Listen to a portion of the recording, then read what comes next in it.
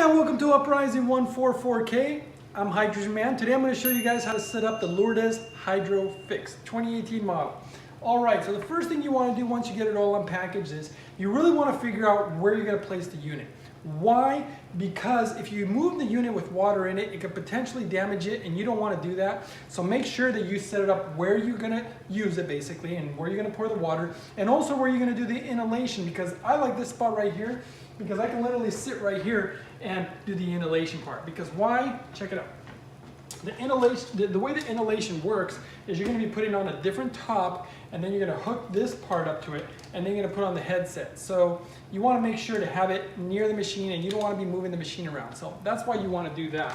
All right, so when you go to set up the machine, the first thing you also want to do is you want to clean it. So when you take the filter, here we go, I'm just going to take the filter just to show you. When you take the filter, you actually want to rinse just tap water or filter water, whatever you want. You're going to rinse it off for about 30 minutes, maybe even 1 minute. You want to make sure to shake the filter because there might be some sediment in there and it gets all gunked up. So you just want to make sure to get all that situated. Once that's done, it's super easy to install. You just slide it in there. I mean, it's super easy. They really made it really nice.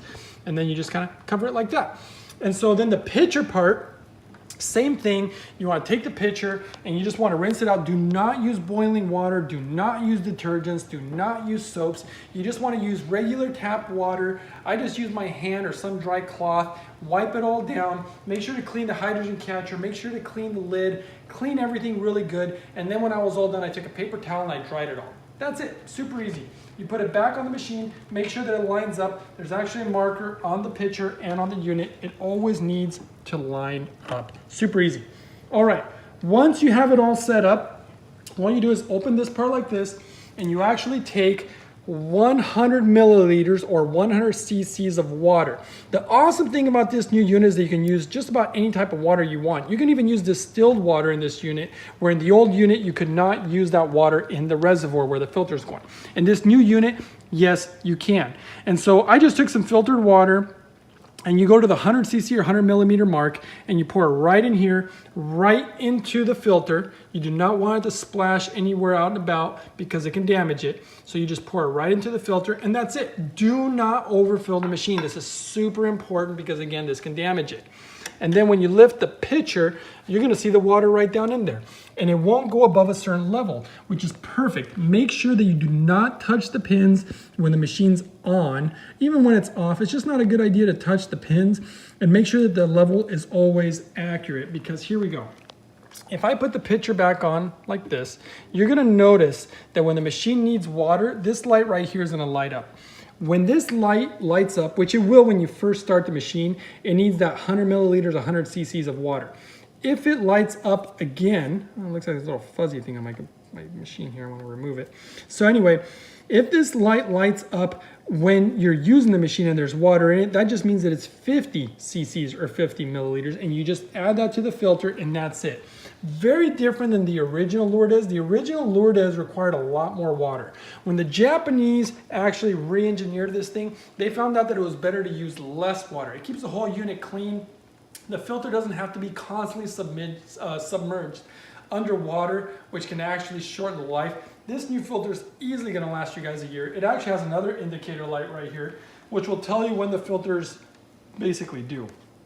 And you already saw how easy it is to change. So that's it. So I have it pre-filled, and let's just show you how to use it. Now that it's all set up and everything's there, this is all you got to do.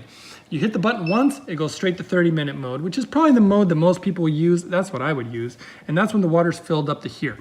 But if you want to make hydrogen water quickly, you actually want to fill it up to this line, tap it again, it goes to 10 minutes.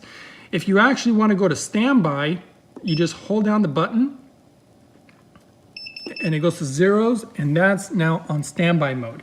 So it goes straight to standby mode like that. And that's a really neat option that I always wanted on the original machine that they never did. And when you lift this machine off of standby mode, the pitcher, it's actually really cool because you lift it off, it doesn't actually shut off the standby mode like the original one. And then you put it back on, and it goes right back to standby mode. I love that actually.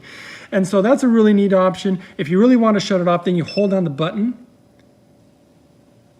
and there, now it's completely shut off. So that's how simple it is. super easy, super simple. If you guys want to know how to run the breathing mode option, it's actually really easy too, but I'll show you guys that on the next video. Right now I just wanted to show you how to operate the machine, how to set it up. It's actually really easy. So hopefully that was enough to help you guys out on how to set it up. Remember the hydrogen catcher here, because when you actually go to the breathing mode, we're going to remove that. And you don't really want to be touching inside the pitcher.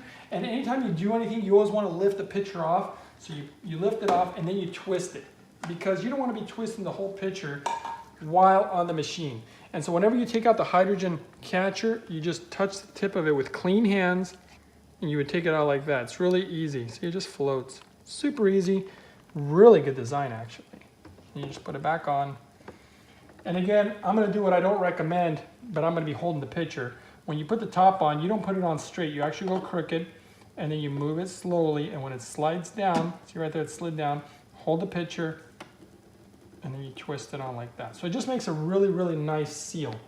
So all right, guys, I hope that helped you. And then here, I'm just gonna go straight to 30-minute mode. See, they made it easy. They just made it to where you just hit the button the first time. It does show the hydrogen concentration here, but again, that's just a rough guesstimate, because the Japanese like to underestimate and then over-deliver. Here, they've really underestimated the amount of hydrogen that this machine is gonna make. It's showing 1.2. I'll do some measurements later, but from everything I'm reading, this thing's gonna be like a 1.5, 1.6 ppm. You're gonna get full saturation out of this water. And then this little meter just kind of gives you a little guide as far as where you're at with the amount of hydrogen it's making. You can see all the tiny little nano bubbles that it's making too. Again, no electrolysis happening literally in the pitcher. The negative ORP that this machine makes is actually a pure negative ORP that's just coming from the hydrogen, not any of these gimmicks and things that are added to the water or different things that can actually manipulate ORP, which is really important. And so I hope that helped you guys, understand how this machine works, how to set it up. I'm really excited because I'm going to be doing a next video, so don't forget to subscribe. I'm going to show you guys how to do the whole breathing part of the machine. But for right now, I just want to show you guys how to set it up, and hopefully that helped you guys out. Don't forget to read your owner's manual. There's super important information in there. I just wanted to show you the basics, so just in case you didn't have the owner's manual and you wanted to just see how it's done, that's how you do it. So, all right, guys, thanks for watching. I'll see you guys on the next video. Don't forget to give it a thumbs up. Uprising of the spirits. Being put through. Oh, can you hear it? It's the children who come to mind.